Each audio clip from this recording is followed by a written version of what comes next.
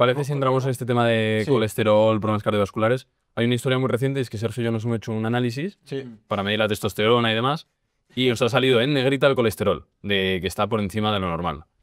Ponía que creo que el máximo eran 200 o 180 y nos ha dado 220 o 240 de colesterol. Entonces, claro, asustados, porque lo hemos visto ahí en negrita y decimos, hostia, tenemos que hacer algo, tenemos que trabajar. Que os asustéis. Eso es lo que han hecho, ¿no? Es el objetivo. El objetivo de los análisis. De que te salga negrito por encima de 200 y digas, ostras, ya está. O sea, empezamos por ti, Juan. ¿Deberíamos preocuparnos por 240 de colesterol? Lo que habría que hacer es ver todo el contraste de vuestra salud. Vale. O sea, al final, el colesterol es un dato que depende mucho de tu ambiente. Vale. O sea, yo siempre pongo el mismo ejemplo. Si tú tienes un bosque lleno de árboles, ¿es bueno o es malo? Es bueno. Contesto yo. Bueno, claro. Un bosque lleno de árboles, está bien, ¿no? Está bien, claro. ¿Qué pasa si empiezas a echar cerillas? Va a haber un incendio, ¿verdad? Probablemente sí, claro. Seguramente. Estás mezclando, espera, factor de riesgo, factor causal. Sí, ahora entramos en todos esos factores que te gustan a ti de ciencia y tal. Comenta, Juan. Y luego, Haciendo árboles. pues me parece una muy buena metáfora. ¿Qué pasa si en vez de 100 árboles tienes 3? Y empiezas a echar cerillas. ¿Puede haber un incendio también? Puede haberlo también. Puede haberlo también, O sea, claro. yo lo que digo es que el colesterol en sí no es un parámetro que marque la toma de estatinas o no, o tu salud cardiovascular. Porque habría que ver la inflamación, habría que ver la glicación, o sea, tener niveles elevados de azúcar en sangre, glican, lipoproteínas, que es el colesterol, las vuelve peligrosas. Habría que ver los niveles de estrés oxidativo, habría que ver si fumas, si bebes. Y muchas veces te sale el colesterol alto en una persona que es deportista, que se cuida, que come bien, y ya se asusta, pero realmente es porque quizás su sistema lipídico requiere esa cantidad de colesterol, porque no olvidemos que el colesterol, además de llevar vitaminas, antioxidantes o la vitamina D, también actúan en el sistema lipídico de energía. Y una persona que, por ejemplo, hace un ayuno o hace alimentaciones más bajas en carbohidratos donde usa más grasa como sustrato energético, esa grasa tiene que viajar en algún lado y viaja en el colesterol. Y no por eso vas a ser mejor o peor. Ahora, el problema es si tú tienes una inflamación crónica de bajo grado, entonces ese colesterol se puede volver un problema. Pero no es por el colesterol en sí, es por tu inflamación. Pues tomamos estatinas y bajamos el colesterol. Y tú, mientras tanto, sigues teniendo una inflamación crónica, una hemoglobina glicosilada súper elevada. No tiene sentido. Pero hay una pregunta, Juan. Nosotros que somos deportistas, nos cuidamos. Si mejorásemos ese colesterol, ¿crecerían más árboles o tampoco cambiaría mucho ese bosque? O sea, al final es como una especie de metáfora, ¿no? O sea, te da igual Sí, no, pero me tener refiero, el colesterol. ¿El bajarlo sería mejor a nuestra salud o tampoco notaríamos nada? No, o sea, realmente lo que tienes que concentrar. Deja de reírte, Que no, tío. no, No, pero respétame, por Que sí, favor. por supuesto, Respétame, por tío. supuesto. Sí. Venga, Respétame. Venga, sigue, tranquilo. O sea, yo al final lo que digo es que da igual los árboles que tengas, que lo importante es el resto de cosas que hacen que se vuelva peligroso. Hay un estudio científico. Lo saca también para que luego Marta, ¿cuántas veces hemos nombrado lo del estudio científico? Sí, al final sí. Qué brutal. Tengo dos datos interesantes, ¿vale? Este es muy interesante. Vale. Esto es una analítica que yo le hice a una persona que me ha dejado sus datos. Nos equivocamos y yo siempre pido como la analítica que puede pedir en Seguridad Social, ¿vale? Los datos que le puedan dar y luego los que no les puedan dar, pues digo, pues vete a la privada. Y nos equivocamos. Hicimos la misma analítica en los dos sitios con media hora de diferencia. 24 de 6 del 24. 24 del 6 del 24. Esto es a las 10:56 y esto es a las 11:33. Pues tenemos la pública y hay que tener la privada. Exactamente. Vale. ¿Qué podéis ver en el colesterol? Colesterol total. De primeras veo 4. ¿El total cuál es? Pues no lo sé. Colesterol en suero, Vale. 266. Y aquí, con media hora de diferencia, colesterol en suelo, 307. Wow. ¿Qué cojones? ¿Por qué cambiar? Vamos a basar toda la salud cardiovascular en el colesterol. Vamos a basarlo. ¿Sí? Es un parámetro que realmente... O sea, esto es un estudio, Juan. Esto no es un estudio, esto son cosas Esto es que yo veo en anecdótico, clínica y que o sea, son esto es importantes anecdótico que te has y que esto no lo condiciono yo. O sea, es que realmente cada laboratorio cuantifica muy diferente el colesterol y estamos basando el consumo de estatinas, que es el mayor medicamento vendido en el mundo, el que más, por este tipo de cosas. Y cuando realmente este LDL de aquí no es la cantidad de lipoproteínas, es la cantidad de colesterol que viaja dentro de la lipoproteína. Incluso para el dogma ni siquiera nos habla del número de lipoproteínas, que es lo problemático. Una persona puede llevar más o menos colesterol dentro de su célula. Y esto lo que marca es eso. Y esta persona, por ejemplo, aquí ApoB, sí que marca el número de lipoproteínas y está totalmente en rango. Sin embargo, el LDL lo tiene un poco alto, en 147, y el colesterol total también. Pero si vemos el número de lipoproteínas LDL, que como os digo, si fuera el problema, que es para lo que es el dogma es el problema, el número de lipoproteínas, cuanta más peor. Esto también, después de que habléis vosotros, podemos hablarlo, pero está en rango. Esta persona no necesitaría estatinas si se pide este parámetro. ¿Qué pasa? Que nunca se pide, solo se pide esto. Por cierto, Roberto, una pregunta. ¿Cómo puede cambiar tanto en cuestión de poco tiempo el colesterol? Es decir, ¿cómo influye tanto una analítica? Habría que ver el tema de laboratorio, es decir, si se ha hecho bien las mediciones o no. Yo creo que es lo más lógico pensar, ¿no? Porque tampoco se comió un huevo en mitad de... Claro, es que no sé usar eso, ¿eh? Entonces, yo creo que simplemente en la metodología pues ha variado un poco en la medición. Creo sinceramente eso. A ver, el tema del colesterol es un buen melón. Es un buen melón porque se habla mucho en redes sociales. Como bien ha dicho Juan, tendríamos que tener el contexto para preocuparnos o no de 240, creo que eran. Sí, 240. Tendríamos que tener el contexto total de vosotros, chicos jóvenes, deportistas. Tendríamos que ver la ApoB. Tendríamos que ver todo ese contexto.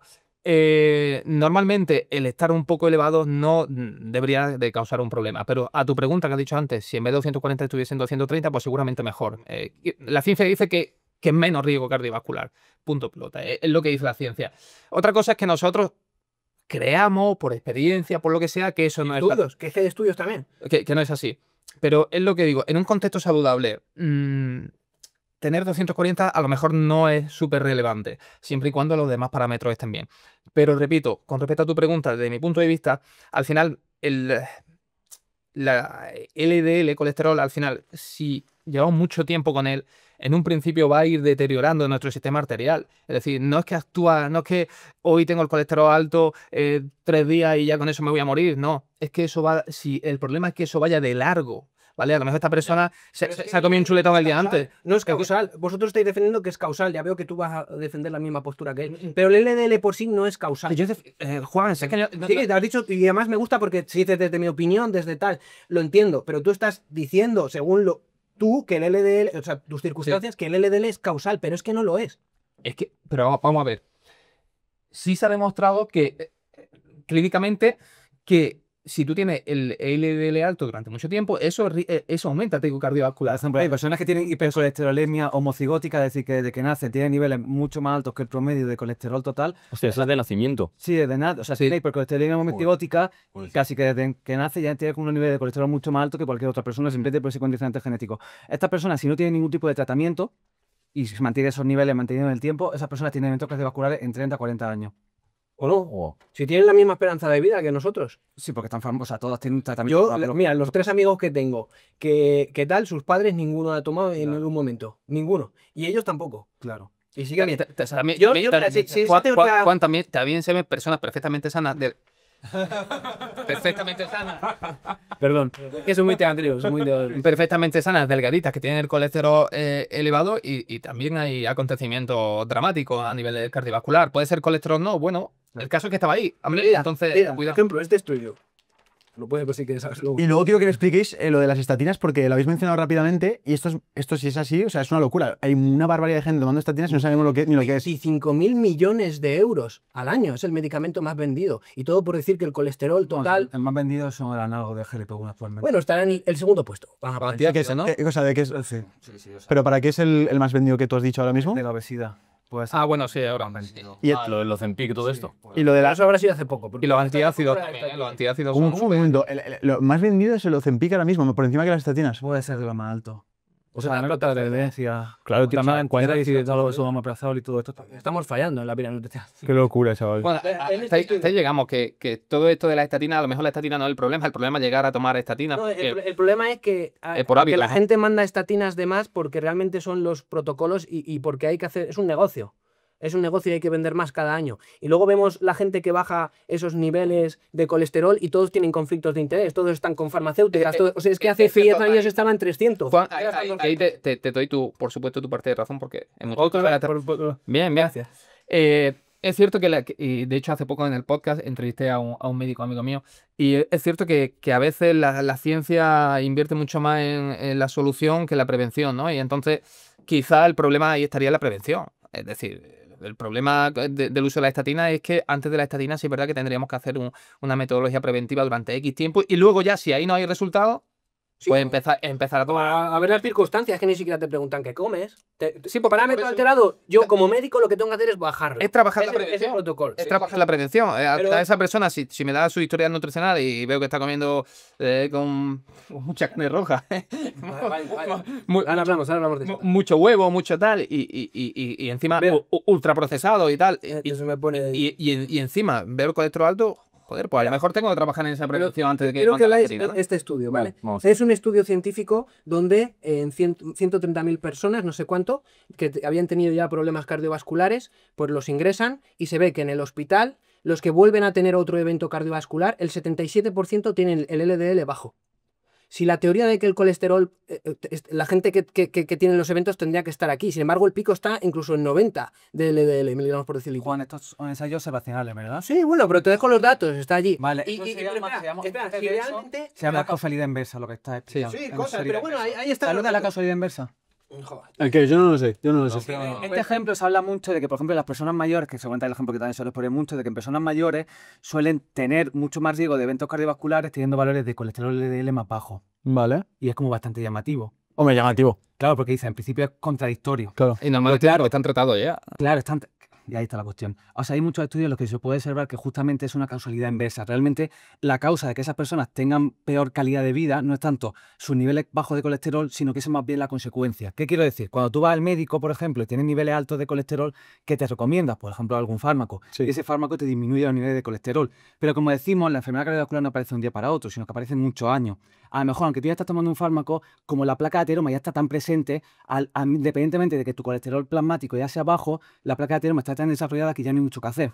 O incluso también hay muchas enfermedades relacionadas con el sistema inmunitario, que son las que se asocian a en última instancia a fallecer, que lo que hacen en último lugar son disminuir tu defensa y hacen que, por ejemplo, el colesterol también baje. Entonces, causalidad inversa, no, realmente no es la causa, sino que es la consecuencia. Y en este caso, pues el tema del hospital es totalmente eso. Más allá que es un estudio observacional, no está ajustado por factores de confusión. Y cuando se ajusta, por ejemplo, en estudios se ajusta por ingesta de fármacos, se ajusta por presencia de otras enfermedades como comorbilidades. Hay un estudio súper chulo realizado en veteranos de guerra de Estados Unidos, que es parecido a esto, que básicamente veían como cuando se ajustaba por esos factores de confusión, es decir, por ejemplo, tomar fármacos que estuviesen relacionados con disminuir los niveles de colesterol o tener otra serie de patologías o enfermedades, se podía observar cómo en vez de observarse esa relación, sería totalmente lo opuesto. Pues realmente eso era la consecuencia, no era la causa. Vale. Entonces, por eso, vale. esto, poner estudios así sin más, Bueno, todo el mundo puede poner estudios, pero fíjate que este estudio son datos que te acabo de explicar el motivo por el cual esto... Bueno, pues, habría que ver muchas, porque tú hablas mucho de ciencia y tú lo que intentas Pero hacer causalidad es inversa no estudios. Pero, ¿sabes lo que es pero causalidad son inversa, muchos estudios científicos que han Causalidad demostrado que inversa. las personas más longevas tienen el colesterol alto. causalidad inversa, te la acabo de Todo explicar. inverso, todo inverso tal. Lo que tú me Hay digas. estudios que Vale, se observa cómo escúchame, les ajusta ¿qué por piensas de de esto? confusión. De todo lo que he dicho aquí, que te he visto pensar mucho. ¿Qué piensas de esto? Bueno, pues, vale. ¿Qué piensas de esto? Yo solo quiero decirte que si es tan claro que el colesterol es el mayor problema de nuestra salud cardiovascular, ¿cómo puede ser que estemos fracasando? Porque es la principal causa de muerte, no deja de crecer exponencialmente y sin embargo es el momento de nuestra historia evolutiva que más bajo tenemos los niveles de colesterol. No. Hasta el año 2008, lo tengo en mi libro, hasta el año 2008 los niveles de colesterol siempre habían estado, medios de humanos, siempre habían estado por encima de 200. Siempre, hasta el año 2008 que bajan. Es el momento en nuestra historia evolutiva que más bajo tenemos el colesterol, que más estatinas estamos tomando y sin embargo es el momento que más enfermedad cardiovascular tenemos, sabiendo... Lo que más carne tomamos. Seguro que la causa de nuestros problemas es la carne. Claro, seguro. No es el sedentarismo, los ultraprocesados y todo eso. ¿Me dejas, por favor? Perdón, tienes toda razón. Si, por ejemplo, vemos datos, porque muchas veces se habla, hablar como nuestros abuelos, o sea, comer como nuestros abuelos, por ejemplo. Si observamos la tendencia de consumo, por ejemplo, en España, en los años 70 se consumían 40 gramos de carne al año. Actualmente se están consumiendo 100 gramos de carne al año. Y muchas veces anhelamos un poco la tradición histórica de lo que venimos haciendo, cuando a lo mejor esa cuestión idílica no es tanto como nosotros podíamos pensar. Pero bueno, independientemente, volvemos al tema del colesterol, que es maravilloso. Existe quizás el estudio más importante, que seguramente si hiciste el libro, pues la gente lo conoce, que es el estudio de Feren, que básicamente lo que hace es triangulación. La triangulación es básicamente coger toda la línea de evidencia científica disponible, es decir, estudios observacionales, ensayos clínicos y estudios genéticos, y ver si esas diferentes líneas de investigación, o sea, líneas de experimentación, observan una tendencia. Y de una forma bastante clara se observa como mayores niveles de colesterol plasmático ajustados por todos esos factores de confusión que Juan no quiere ajustar en estos estudios que le interesan. ¿Están mayor? ¿Lo has leído? En este estudio seguramente no, pero esto no es un estudio, Juan, esto es un caso anecdótico de alguien. Por solo algo que no has leído, por favor. Pero ya me puedo imaginar que van a ser unos te puedes casa. imaginar, Puedo imaginar preguntas. Perdón, tener montado la parte de causalidad. Entonces se puede observar bastante claro que vamos, hay un factor causal y esto, o sea, ahora mismo en ciencia hay cosas que son matizables, pero por ejemplo, al decir que el colesterol no tiene ningún tipo de implicación a nivel cardiovascular, es que casi a nivel de decir que la Tierra es plana. O sea, en la ciencia está muy claro. Bueno, a lo mejor tú consideras que la Tierra es plana, o sea, eso ya... Pero ¿por qué tienes que utilizar este tipo de recursos? Vale, Juan, está tranquilo. De verdad, me parece terrible, tío. Y hablando... Esto no es de tuyo y mío. Juan, tranquilo, por favor. Volviendo otra vez, por ejemplo, hablamos de la inflamación, que es verdad que la inflamación puede tener implicaciones, pero por ejemplo hay estudios en los cuales se ajusta por inflamación. En el EPID-OFOR, que es un estudio muy conocido a nivel de cáncer, se ajustó por proteína C reactiva, que es el marcador subrogado, o sea, el marcador a nivel clínico que nos permite evaluar inflamación. Y cuando se ajustaba por inflamación, se seguía observando la misma relación entre el colesterol total plasmático y el colesterol, en última instancia, a nivel sistémico. Eso por otro lado. El estudio del Keto Trial, que es el que no conoces, pero solamente lo va a conocer, es un estudio que hicieron influencers de Estados Unidos, un poco colegas de Sean Baker, Saladino, que en este caso pues eran Sotomota, David Feldman y Norwich, que es el chico que hizo lo de la Oreo, no sé si lo conocen, el que hizo la Oreo. Eso es interesante de contar. Pues también ahora sí que hablamos sobre ello también. Pues ese chico fue el que hizo ese estudio. Ese estudio fue maravilloso porque ese estudio lo que intentaban demostrar era como en personas sanas, en lo que se conocen, ellos llaman los lean mass hyperresponders, es decir, personas que tienen niveles muy altos de colesterol, triglicéridos bajos, HDL alto, y en principio son gente sana a nivel físico, el tener esos niveles de colesterol más altos a nivel plasmático, pues si todo lo demás está bien no pasa nada. Eso era su hipótesis. Para ello cogieron a personas que hacían una dieta cetogénica y tenían todos esos marcadores idílicos y solamente el colesterol total más alto. Este estudio fue muy llamativo porque cuando lo publicaron, ellos decían que el marcador que reportaban como desenlace, que era el volumen de placa, que está apuntado aquí, volumen de placa no calcificada, que es como el preestadio para tener el placa de ateroma, se mantenía estable. Nosotros cuando leímos el estudio, nos pareció, o en el grupo de investigación, nos pareció muy llamativo porque decían, es estable, pero por ejemplo en ciencia hay una cosa súper importante que, por ejemplo, en ciencia cuando tú haces un ensayo clínico, antes de hacer el ensayo clínico tienes que registrarlo, es decir, tú tienes que decir lo que vas a hacer. Porque claro, si no en ciencia, tú dices, pues bueno, voy a hacer algo, empiezo a medir 8000 variables y encuentro alguna relación. Y cualquier relación que salga, pues me quedo con esa. Sino que en ciencia tienes que registrar ese estudio diciendo lo que voy a hacer, lo que voy a medir y cuál es mi variable que realmente me interesa. Para no engañar, o sea, no engañar no, pero no para coger lo que te interesa a ti de cierta manera. Y de forma muy curiosa, ellos en el registro registraron que iban a indicar el volumen de placa calcificada como su valor estándar. Pero en el estudio no indicaban nada. Nosotros escribimos, porque en ciencia hay una cosa que no pasa en las redes sociales, que se puede escribir una carta al editor, es decir, a la revista científica, diciéndole que considera que ese estudio pues, tiene deficiencia. Y eso puede hacerlo cualquier persona que estamos aquí sentados. Nosotros eso lo hicimos. Escribimos una carta al editor científica diciendo que ese estudio tiene una serie de cosas que pues, tenían que reportar la variable más importante de ese estudio. Los señores, o sea, en este caso, todas estas influencias de Estados Unidos, bueno, que muchos son doctores también. Que sí, que se gusta mucho como... Bueno, como quitarle pelo a la claro, cabeza. por supuesto, por supuesto. Bueno, pero fíjate lo que hicieron, fíjate lo que hicieron. Nos reportaron ese dato y de repente, cuando nosotros escribimos esa carta al editor, respondieron diciendo que, lo siento, no me he dado cuenta que no había reportado, pusieron el dato, o sea, sí que lo reportaron después, y el dato del volumen de placa no calcificada era 4 veces mayor que el que se reporta en cualquier población sana, en un solo año. A pesar de que eran sujetos que tenían niveles de HDL altos, niveles de triglicéridos bajos, composición corporal perfecta, hacían ejercicio físico, y lo único diferente era que tenían valores más altos. Es decir, ellos tenían esa hipótesis tan clara que básicamente les da igual todo y se quedaron con esa premeditación. Eso está publicado y cualquier persona que está viéndolo aquí puede leerlo, porque en ciencia hay una cosa que se puede hacer que es, yo puedo, o sea, cualquiera de los que estamos aquí, si considero que este estudio es una auténtica basura, puedo escribirla al editor y decir, o sea, obviamente hay que escribirlo bien, decir que tiene mucha deficiencia, incluso pueden retractarlo. Y esto se puede hacer. Es decir, si yo considero que este estudio no debería estar bien hecho, pues yo puedo, Juan o Roberto, cualquiera puede hacer, escribir esa revista y con justificaciones justificarlo y ese estudio se puede retractar. O ese estudio hace modificaciones como hicieron ellos. Y cuando lo hicieron, lo que se puede observar es que lo que se observa es lo que se ha observado en toda la literatura científica de todos los últimos años. Bueno, los últimos años de décadas. Vale. Esto... Interesante, interesante. Sí. Bueno, habría que verlo. Es simplemente otra vez un estudio que él tira y se fija en el estudio. Y O sea, el estudio que hay, el de Sferen, el metaanálisis de Sferen. es maravilloso. Yo también tengo metaanálisis. Una cosa, Vale, no, creo que no. No, he traído esto. Los tres, y te he dicho a los tres que no hay por dónde cogerlo. Una Juego. cosa, Bueno, chicos. Y el caso café es que no energético, tengo que cogerlo. Y este caso me parece muy interesante. De la ApoB no has dicho nada. inversa.